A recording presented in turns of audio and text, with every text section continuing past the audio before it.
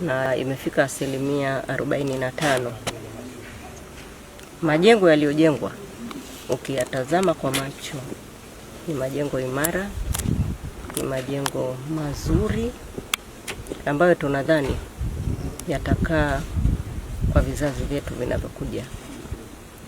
Na tumeona mkandarasi hana malalamiko, na nimemuuliza kama ana furaha, hana shida. Amesema hana malalamiko kwa sababu malipo yake yanakwenda vizuri.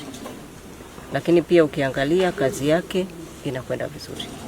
Hakuna mahali tulikoona ufa, hakuna mahali kulikoona bonde.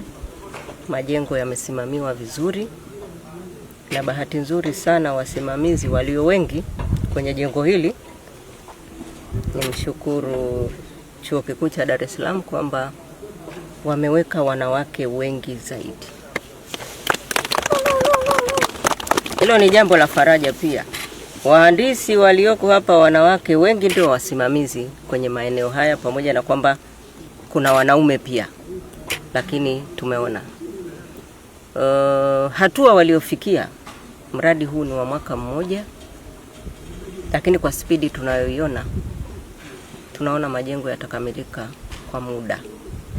Kwa hiyo ambacho nimewaambia ni kwamba wahakikishe kwamba wanakwenda kwa spidi hiyo hiyo, kwa ubora huo huo, bila kubadilisha, na kuhakikisha kwamba mradi unakamilika kwa muda uliopangwa, ili baada ya muda huo basi chuo kianze kudahili wanafunzi na hapa mafunzo ya kilimo yaanze kufundishwa.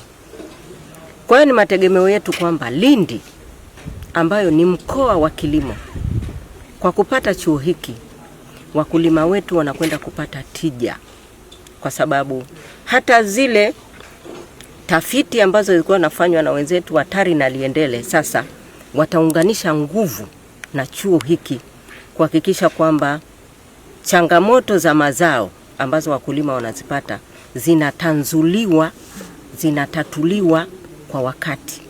Na hivyo ni matarajio yetu pia kwamba hata zao la korosho ambalo tunalilima kwa wingi linakwenda kuboreka zaidi, ufuta utalimwa kwa wingi zaidi, kwa sababu tutakuwa tumepata wataalamu wengi zaidi.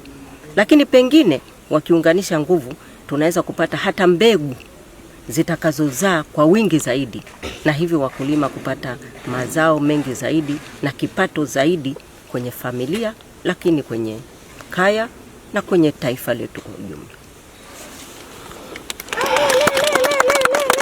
Lindi oye! RC wetu Zainab Telaki oye! Dr. Samia Suluhu Hassan oye! Chuo chetu kikuu cha Ngongo UDSM safi! Ratibu na usimamizi kuhakikisha kwamba maandalizi yote yanakwenda vizuri kuelekea tukio letu kubwa hilo. Tunasubiri maelekezo, tupo standby. Karibu sana, hongera kwa ziara nzuri. Karibu sana sana sana, na tunakushukuru sana. Asante mkuu.